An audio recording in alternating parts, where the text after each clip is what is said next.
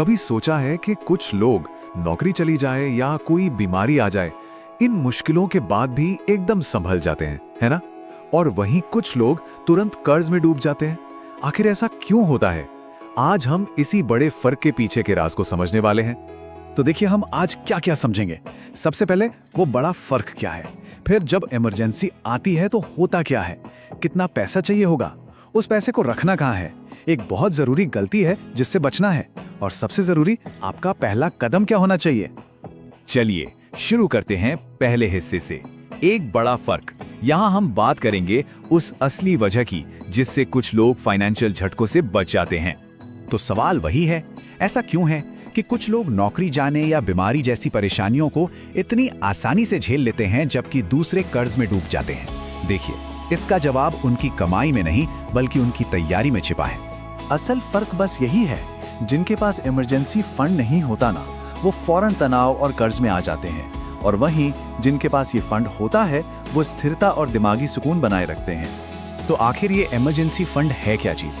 देखिए, ये वो पैसा है जो सिर्फ और सिर्फ अचानक आई मुश्किलों के लिए अलग रखा जाता है। जैसे मान लीजिए नौकरी चली गई, या कोई मेडिकल खर्चा आ गया, या फिर घर में कोई बड़ी मरम्मत करानी पड़ गई। आप इमरजेंसी फंड को अपनी जिंदगी का सीट बेल्ट समझ सकते हैं।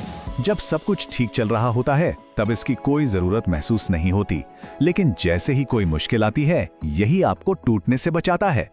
चलिए अब अगले हिस्से पर चलते हैं और देखते हैं कि जब इमरजेंसी आती है तो तैयारी ना होने की कितनी बड़ी कीमत चुकानी पड़ सकती है। सबसे बड़ी गलती जो लोग करते हैं वो है ये सोचना, अरे जब जरूरत पड़ेगी ना तब देख लेंगे। लेकिन सच तो ये है कि इमरजेंसी कभी बताकर नहीं आती, वो बस आ जाती है। और जब अचानक से पैसों की जरूरत पड़ती है और कोई बचत नहीं होती, तो सिर्फ 3 ही रास्ते बचते हैं। या तो किसी से उधार मांगो, या फिर बहुत ज्यादा ब्याज पर लोन लो, या फिर अपना जरूरी सामान बेचो। और ये तीनों ही रास्ते बहुत तनाव भरे हैं। यहाँ सबसे जरूरी बात यह है कि पैसों का तनाव उस मुश्किल के तनाव को कई गुना बढ़ा देता है। इसीलिए जो समझदार लोग होते हैं ना, वो कोई भी इन्वेस्टमेंट शुरू करने से पहले अपना इमरजेंसी फंड तैयार करते हैं। ठीक है, तो अब सबसे बड़ा सवाल, इस फाइनेंशियल सेफ्टी नेट यानी कि इमरजेंसी फंड में आखिर कितने पैसे होने चाहिए? चलिए इसका हिसाब लगाते हैं। तो एक बहुत ही आसान सा नियम है, आपके इमरजेंसी फंड में कम से कम 3 से 6 महीने के जो जरूरी खर्चे होते हैं ना, उनको चलाने के लिए पैसा होना ही चाहिए। आप इसे एक तरह का सुरक्षा कवच समझ लीजिए जो किसी भी फाइनेंशियल तूफान से आपको बचाएगा।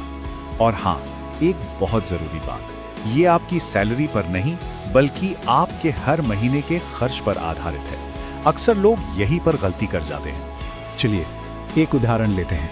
मान लीजिए हर महीने आपका कुल खर्च 20,000 रुपए है। अगर आपकी नौकरी एकदम पक्की है तो 60,000 रुपए का फंड यानी 3 महीने का खर्च काफी हो सकता है। लेकिन अगर आप एक फ्रीलांसर हैं या बिजनेस करते हैं जहां इनकम फिक्स नहीं होती, तो बेहतर है कि आप 1,20,000 रुपए यानी 6 महीने का फंड रखें, वो ज्यादा सुरक्षित है। अब एक और बहुत जरूरी सवाल, इस फंड को रखना कहां चाहिए? देखिए, यहां हमारा मकसद पैसा बढ़ाना नहीं है, बल्कि पैसे की सुरक्षा और जरूरत पड़ने पर उसका तुरंत मिलना है। तो इस पैसे को हमेशा ऐसी जगह रखना चाहिए जहां ये सेफ रहे और जल्दी से मिल भी जाए, जैसे कि सेविंग्स अकाउंट, बैंक एफडी या फिर लिक्विड म्यूचुअल फंड। इन जगहों पर पैसा सुरक्षित भी रहता है और जरूरत पड़ने पर तुरंत इस्तेमाल भी किया जा सकता है। और इसे शेयर बाजार या किसी भी जोखिम भरे निवेश में तो बिल्कुल भी नहीं लगाना चाहिए। क्यों? क्योंकि इमरजेंसी फंड का काम पैसा बढ़ाना नहीं है, उसका काम है मुश्किल में आपके काम आना। और हाँ, पूरा पैसा घर पे कैश में रखना भी ठीक नहीं है, चोरी हो सकता है या फिर बेवजह खर्च भी हो सकता है। चलिए अब उस एक जरूरी गलती की बात करते हैं जो लोग अक्सर कर बैठते हैं। ये समझना बहुत जरूरी है कि इमरजेंसी फंड किस चीज के लिए नहीं है। देखिए, इमरजेंसी फंड और दूसरी बचत में फर्क समझना बहुत जरूरी है। इमरजेंसी फंड सिर्फ और सिर्फ असली मुश्किलों के लिए है, जैसे नौकरी चली गई या कोई बड़ा मेडिकल बिल आ गया। जबकि छुट्टियों, नए फोन या शॉपिंग के लिए जो पैसा बचाया जाता है वो आपकी दूसरी सेविंग्स है। इन दोनों को कभी भी मिक्स नहीं करना चाहिए। इसीलिए अपने इमरजेंसी फंड को बस ऐसे समझिए जैसे वो पैसा आपके लिए है ही नहीं, वो सिर्फ मुश्किल समय के लिए एक अदृश्य सुरक्षा कवच है, जिसे तभी तोड़ना है जब कोई और रास्ता बचा ही ना हो। तो अब जब हम सब कुछ समझ गए हैं तो सबसे जरूरी बात पर आते हैं, आज ही अपना फंड बनाना कैसे शुरू किया जाए। बस एक सवाल खुद से पूछिए, अगर कल अचानक आपकी इनकम बंद हो जाए तो आप कितने दिन बिना किसी टेंशन के अपना खर्च चला सकते हैं? 1 हफ्ता, 1 महीना? और अगर इसका जवाब बहुत छोटा है तो भी घबराने की कोई बात नहीं है। जानते हैं, शुरुआत तो छोटी ही होती है।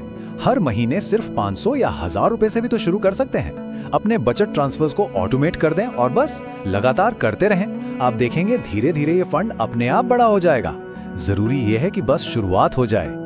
और आखिर में एक बहुत ही गहरी बात हमेशा याद रखिएगा, इमरजेंसी फंड आपको अमीर नहीं बनाता, लेकिन हाँ, ये आपको गरीब होने से जरूर बचाता है। जब बाकी लोग मुश्किल समय में घबरा रहे होते हैं, तब इमरजेंसी फंड वाला इंसान शांत रहता है, क्योंकि उसे पता होता है कि उसके पास संभलने का समय और मौका दोनों हैं।